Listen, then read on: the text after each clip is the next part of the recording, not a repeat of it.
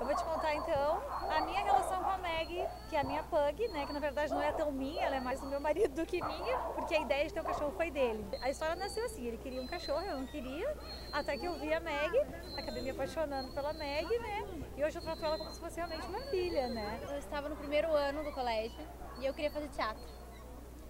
E eu comecei a fazer teatro, comecei a apresentar e a minha família nunca deu bola.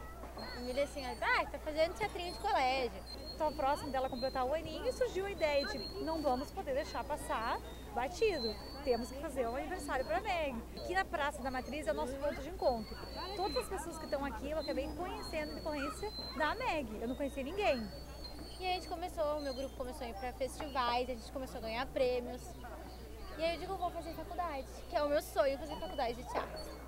E fiz minha inscrição no vestibular escondida dos meus pais, porque eles eram contra. E eles ficaram, né, a mil furiosos, que não queriam me levar. Onde você viu fazer teatro? Sim, fazer teatro, com tá medicina, louca. com advocacia, Claro, tendo mil coisas pra fazer.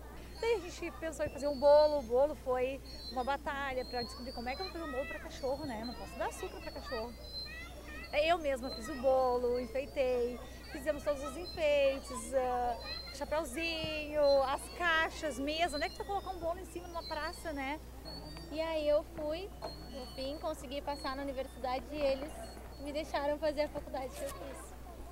E hoje eles já entendem, né, que esse era o meu sonho e que agora eu tô concluindo ele, né?